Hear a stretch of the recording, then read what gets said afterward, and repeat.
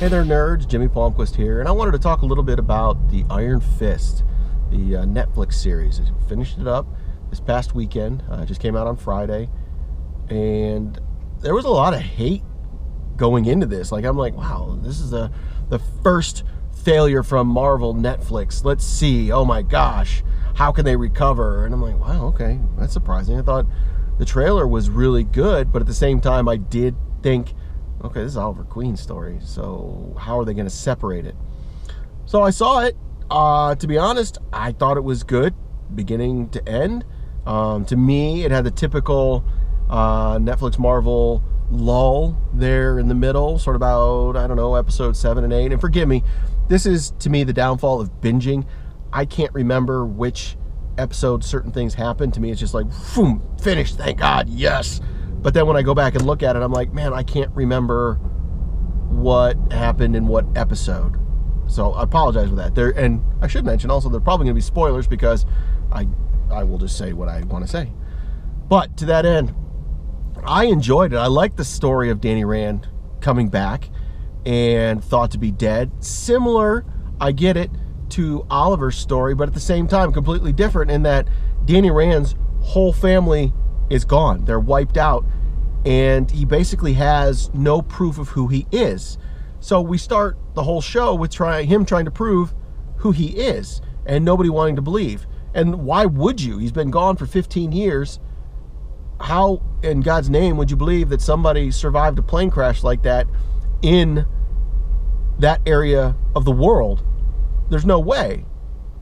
So I understand that. But then he slowly starts turning him, and we get the original kind of storyline that, okay, that's the first drama.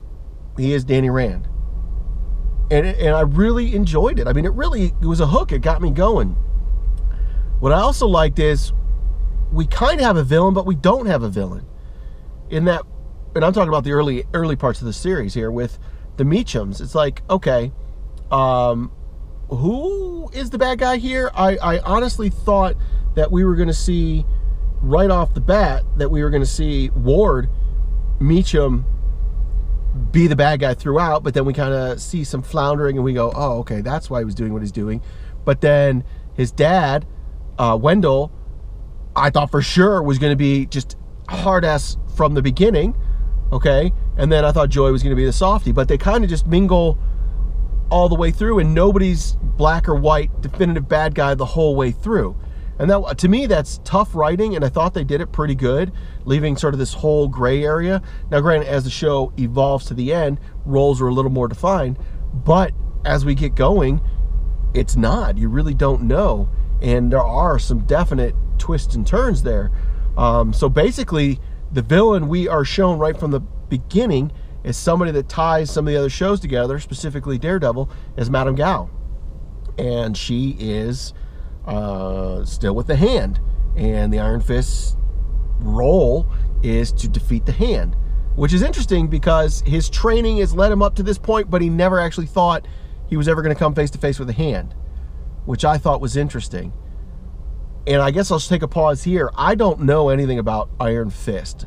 My knowledge of him comes from crossovers with Daredevil, and most recently, specifically, a couple years back with Shadowlands, which was very cool. I enjoyed that. But I don't know a lot about Danny Rand, so I went back and looked at the history. And it strikes me that the Hand is going to be something that can put all the shows together, and maybe that's the impetus to get us to the Defenders. But it's also interesting that we see sort of the other warriors from, what is it, the eight heavenly cities, and they're sprinkled throughout. They never really come out and say, well, this is this, but we see them in, and I thought that was pretty cool. And obviously watching at the time, I had no clue, but it was very interesting to see a little bit of that history. And it also seems to be that they rewrote a little bit of Danny Rand's history in becoming the Iron Fist and not being beholden to the comic books. I was okay with that, but I'm not a fanboy of Iron Fist, so I don't know. I'd love to hear about your comments in the comments below, your thoughts, and let me know what you thought of that. I will say I was a little I'm not the biggest martial arts guy. As far as being a fan, I'm a zero martial arts guy when it comes to real life and the practice of martial arts. But when it comes to movies, I'm not the biggest martial arts fan. I can take it or leave it. I don't seek out martial arts movies.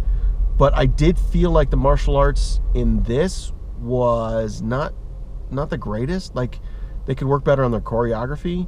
And I don't know, maybe this has to do with, like, Daredevil, the season 1 and then season 2 has some of the best fight scenes I've ever seen in a movie. And you would think Iron Fist, we'd get to this point because that's what Danny Rand does, but I didn't feel like those scenes were apparent. Another slight knock that I have was Claire, Nurse Claire, Rosario Dawson, seemed to be put in situations, she's a nurse, that's what she does. But then all of a sudden she's in a situation where she's going to be required to kick ass, like fight with some of the best fighters in the world next to Iron Fist. And it's like, what in the hell is that? That's weird. But that does lead us to an interesting relationship Danny Rand develops with Colleen Wing, which, again, I had to look up. She's one of the daughters of the dragon, which was very cool. And their relationship, again, the writing was really good, and that it just kind of weaves in and out, and I, not knowing the history at all, I had no clue what was coming, but I really enjoyed that, and basically they become partners, probably a little more hero super sidekick sort of thing, but it was really great how that developed throughout. And then Nurse Claire was there at times with my, as I already said, the negative standpoint that how the hell is Nurse Claire going to fight some of these nemesis? I don't know.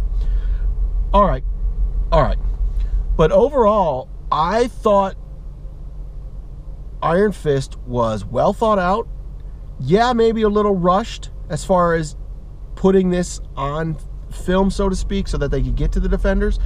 But I had no problem with it. I thought the story from beginning to end was solid. I was entertained the whole way through. Again, had the Marvel lull there in the middle, but that's expected. You have 13 episodes. You got to bring us down to earth. You can't have it just all the way through. I thought the acting was great. I had no problem with Danny Rand. I don't honestly understand this hate or this whitewashing that people were saying.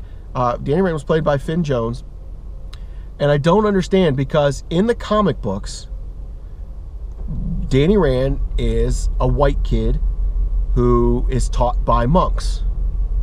He's not supposed to be there, which we learn from his buddy Davos, but he's not supposed to be there, and he happens to be there, and then he's the one that's chosen as the Iron Fist. I understand why in the storyline you'd get like a Davos being like, he's not one of us, he's not supposed to be this, and why there'd be some animosity. But from a viewing standpoint, I don't understand why people are saying it's whitewashing. That's the whole point of the story, is that an outsider becomes the Iron Fist. An outsider learns these techniques over time, not just overnight, but over time. And he's the one who's able to become the Iron Fist. And that is an impetus to the story. So I don't quite understand the whitewashing. I understand it in other areas and other moviedom, but this one I don't get, and I don't understand. So if you know that one, please explain it to me. But I enjoyed it all the way through. I thought it was good stuff. I'm very excited for the Defenders, and I'm also excited because Iron Fist did not, in my opinion, end with the Defenders. It ended with, now we're going to have season 2 of Iron Fist, which I thought was interesting. I didn't expect that. I thought we were going to go to the Defenders. So I enjoyed it. I think it's up there, probably equal with Luke Cage. I really enjoyed Daredevil, but that's my character, so it's hard to say. Jessica Jones was a huge surprise, so I put her a little bit above, but I really think Luke Cage and Iron Fist are right there. I thought they were all entertaining. I didn't find one that was like, oh, this is the Iron Man 2. No, I thought they were all right there. I thought they were all entertaining. Well worth a watch. Let me know what you guys think in the comments below. Iron Fist, love it or hate it.